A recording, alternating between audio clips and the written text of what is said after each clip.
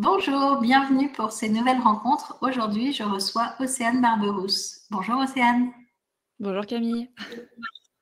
Alors, je suis très contente de t'avoir en interview aujourd'hui. Je t'ai rencontrée lors de la formation en hypnose, mais ce que j'ai aimé, c'est ton parcours qui parle notamment de la naissance des Oui, enfants. Voilà, donc tu es doula, c'est bien c'est ça. ça.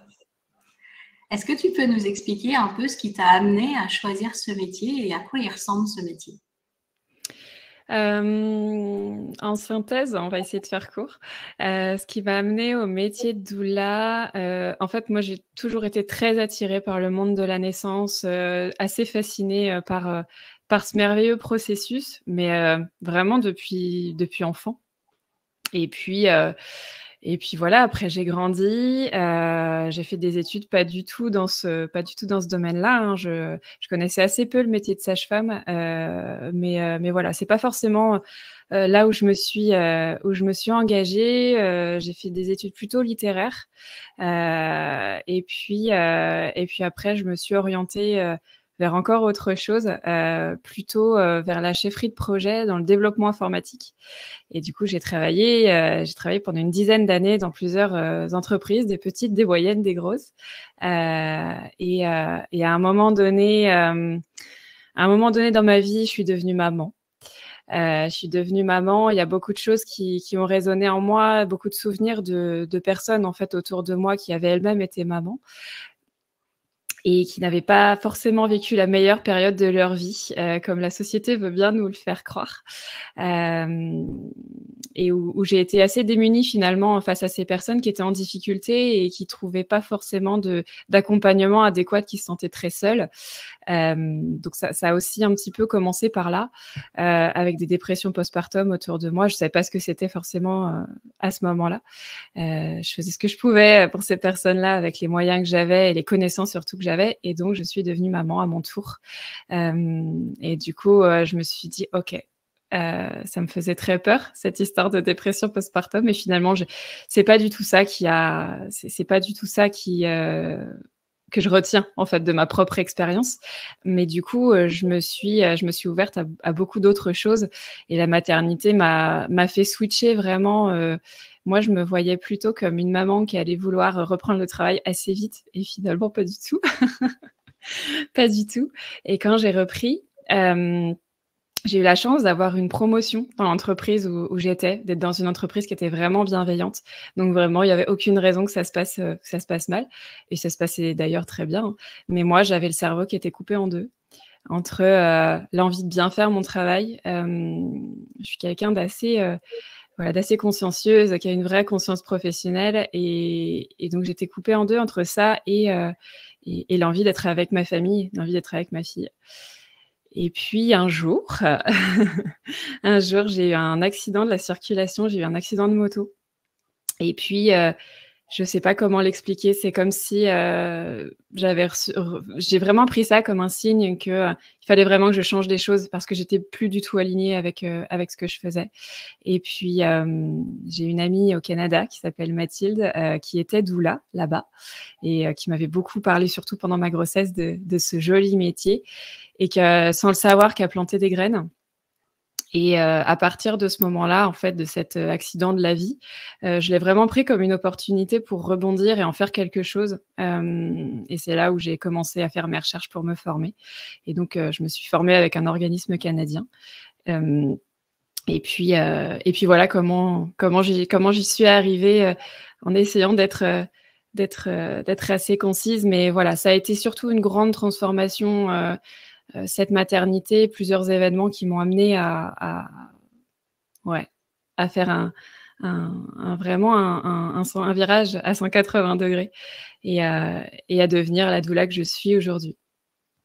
Est-ce que tu peux expliquer pour les personnes qui ne savent pas vraiment ce que c'est qu'une doula, en quoi tu peux aider les mamans, les papas? Comment ça marche en fait tout ça? OK. Alors une doula, c'est vraiment une personne qui est présente pour un soutien émotionnel, pratico-pratique aussi à la maison, mais aussi informatif, sur tout ce qui tourne autour de la naissance et de l'arrivée d'un enfant dans un foyer. Donc, J'ai beaucoup de personnes qui viennent me voir plutôt à partir de 3-4 mois de grossesse parce qu'elles ont besoin de ce soutien-là et pour qui c'est important d'avoir aussi le temps de déposer ce qu'elles vivent et d'être reconnues dans ce qu'elles vivent. Moi, mes rencontres, elles durent 1 heure et demie.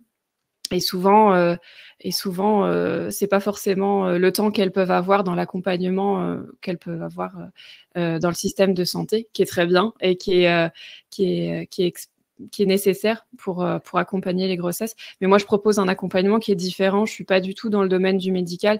Moi, c'est plutôt sur la partie émotionnelle et informative. Et je vais avoir des personnes, au contraire, qui ont besoin dès le résultat sur le test de grossesse parce que c'est beaucoup de choses, c'est beaucoup d'émotions et beaucoup déjà de transformation dès cette première étape-là et qui ont besoin vraiment d'avoir cette écoute dans ce qu'elles peuvent vivre. Ça va du désir d'enfant à la grossesse, l'accouchement. Je peux être présente aussi le jour J pour soutenir les parents et aussi l'accompagnement en postpartum pour l'après, pour être un relais s'il y a besoin ou simplement le côté pratico-pratique de gérer un petit peu les aider à gérer la logistique. Quand c'est parfois un petit peu trop lourd parce que, encore une fois, l'arrivée d'un enfant, c'est une profonde transformation. Alors, pas forcément comme ça a pu être le cas pour moi, mais en tout cas, c'est quand même un chamboulement dans un équilibre d'une famille qui peut être soit seulement un couple, soit avec d'autres enfants. Donc, mon accompagnement, il est sur toutes ces facettes-là, pour le côté doula en tout cas, même si je fais d'autres choses aussi en parallèle. Tu me disais que tu aimais bien écouter les parcours un peu de chaque personne, les histoires de vie, que chaque accouchement est différent. Est-ce que tu peux nous en parler un peu? De cette partie qui me plaît beaucoup? Oui. Ouais. Pareil, je ne sais pas d'où ça vient, mais je suis vraiment une passionnée de la vie des gens. Pour moi, toutes les histoires sont intéressantes, sont importantes et méritent en tout cas d'être racontées. Et je l'intègre beaucoup dans mon accompagnement en fait, parce que moi, ce qui m'intéresse, c'est pas uniquement la vie de maintenant en fait, même si évidemment que ce sont les problématiques du présent qui sont importantes pour les personnes, mais j'aime beaucoup comprendre quelle est l'histoire de vie. Quelle est l'histoire d'amour aussi qui a fait naître ce petit bébé au creux du ventre de sa maman. Et parfois, en fait, il y a beaucoup de choses qui ressortent de ces récits-là. Et je l'intègre aussi dans la partie plutôt récit de naissance. Même si du coup, je suis un petit peu plus large que uniquement sur l'événement de la naissance et uniquement de la grossesse. C'est vraiment... et pour moi, il y a vraiment un rôle... un petit peu cathartique finalement, de venir raconter son vécu et de le faire sortir parce que tout ce qui n'est pas dit est transmis. Et ça, j'y crois beaucoup. Parfois, il y a des choses qui sont assez lourdes dans l'histoire des personnes que j'accompagne. Et simplement le fait de l'avoir déposé ressortent déjà avec un poids en moins sur leurs épaules. Et c'est peut-être des choses qu'elles transmettront pas de la même manière, en tout cas, à leurs enfants. Alors, je ne sais pas toi, mais moi, en hypnose, j'ai beaucoup de jeunes femmes qui viennent me voir parce qu'elles ne savent pas si elles veulent avoir un enfant ou pas. En fait, elles sentent des pressions dans un sens comme dans l'autre. Elles ont peur pour l'avenir, il y a plein de choses. Toi, est-ce que ça t'arrive d'avoir des personnes qui ressentent ça et comment tu fais pour les aider? Alors, je peux avoir des personnes qui ressentent ça ou plutôt, moi, dans mon cas, qui ont ce qu'on appelle le regret d'être mère.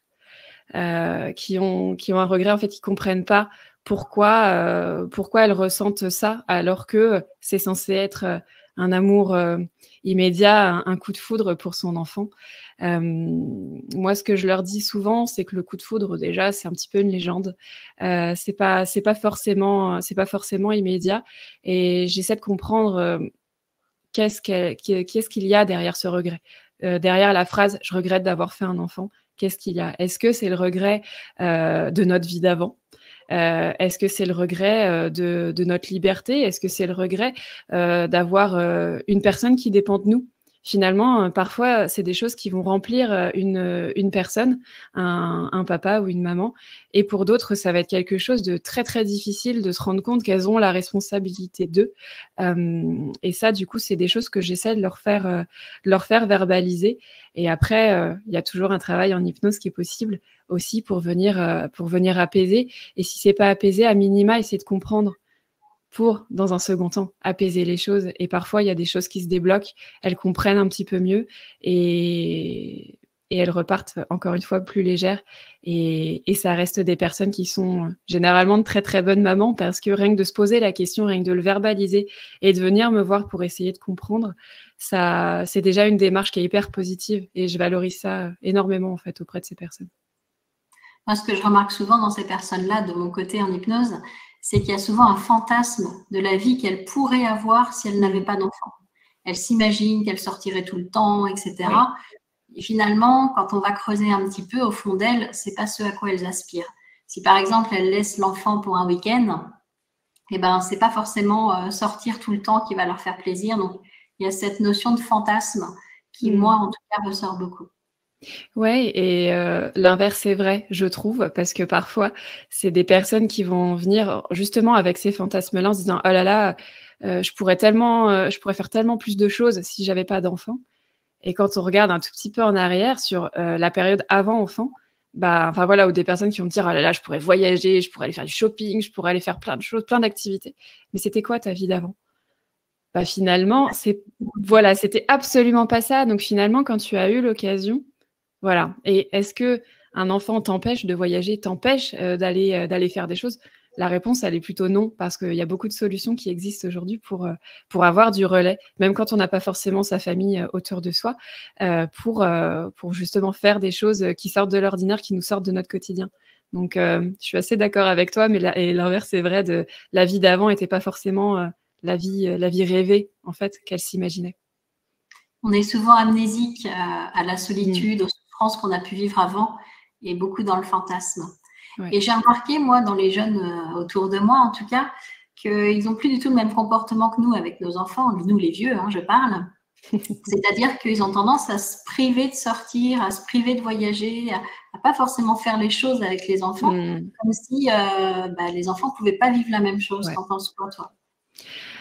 C'est une vraie question et ça, j'essaye, quand j'ai la chance d'accompagner avant la naissance, parce que j'en ai beaucoup aussi en postpartum, qui sont souvent au bout du rouleau. Mais en tout cas, quand j'ai la chance de les avoir plus tôt, c'est un sujet que j'aborde, très, très vite sur le fait que, c'est important de pas s'oublier en tant que couple, en tant que et en tant qu'homme ou femme, en fait, en tant qu'individu. Et que c'est important, en fait, de vraiment laisser la place à, entre guillemets, toutes ces personnalités-là et de pas être uniquement maman ou papa.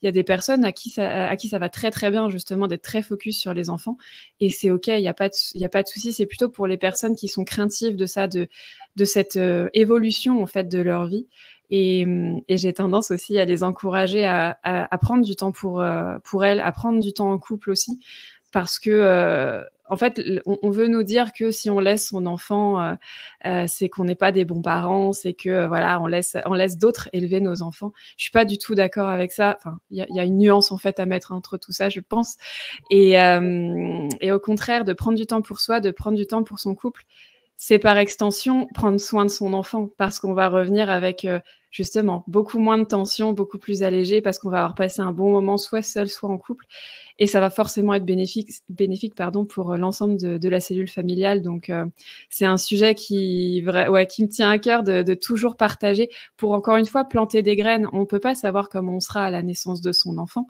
et combien de temps ça va nous prendre justement d'avoir envie de prendre du temps pour soi et chacun son rythme. Là-dessus, il y a pas de dans l'autre sens, il n'y a pas de pression à avoir sur ce genre de choses.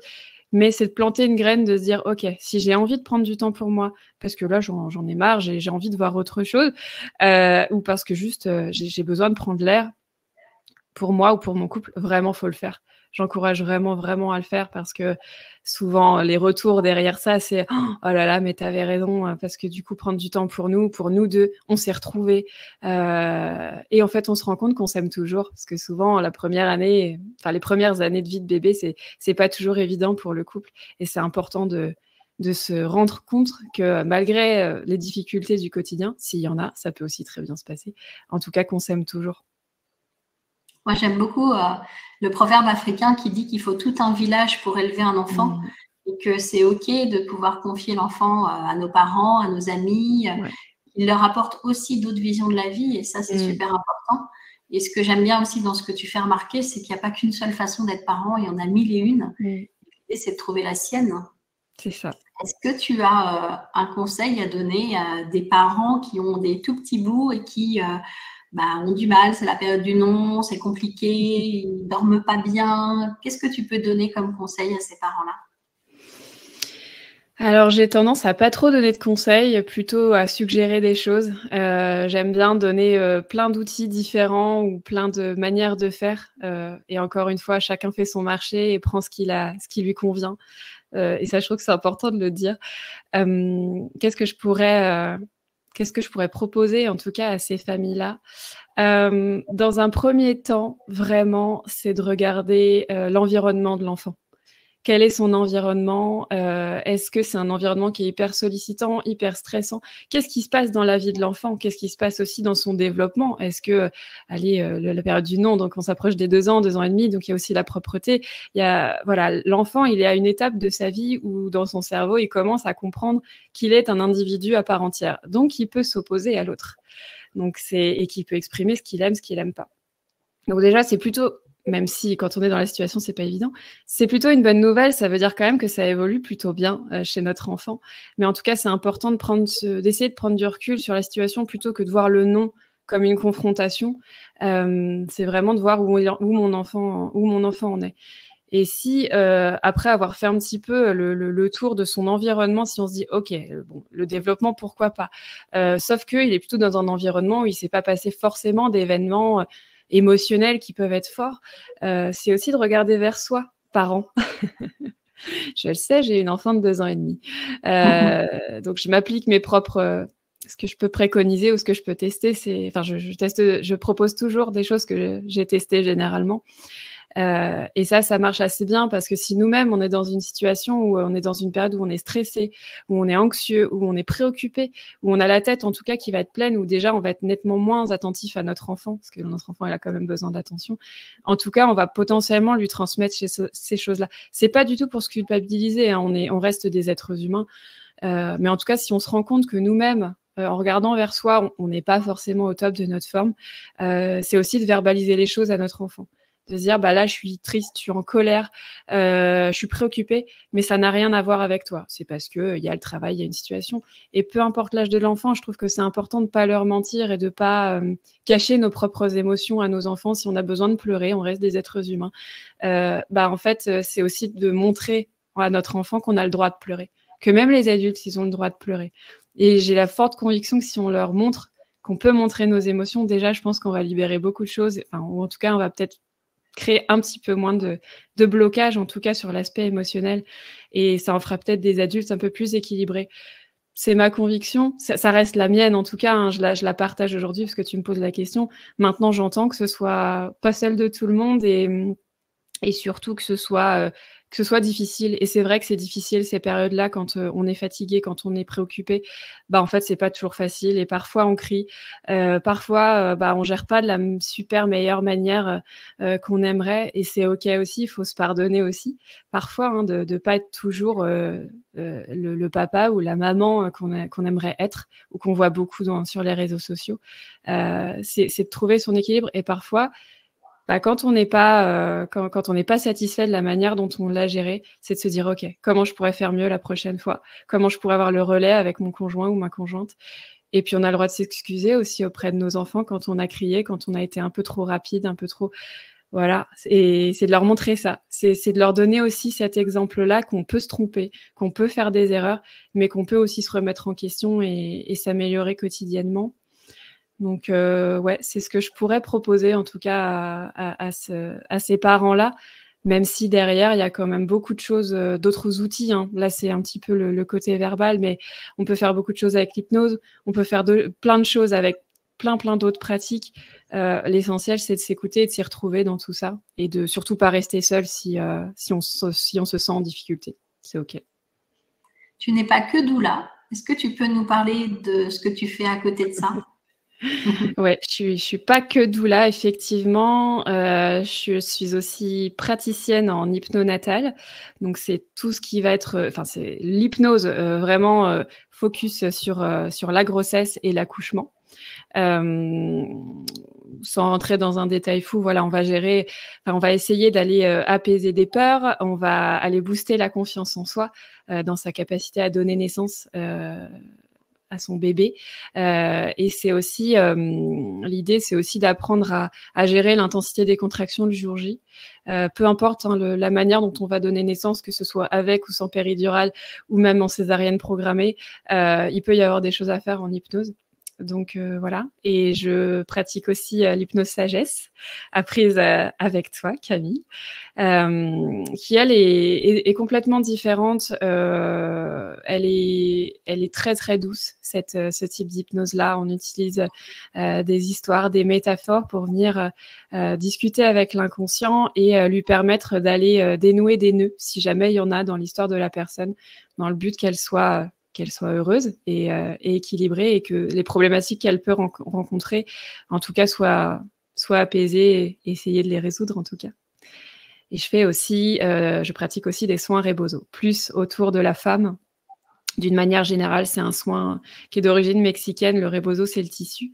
Et on vient bercer, on vient étirer, on vient se faire un serrage de bassin. C'est un soin qui accompagne tous les passages de vie.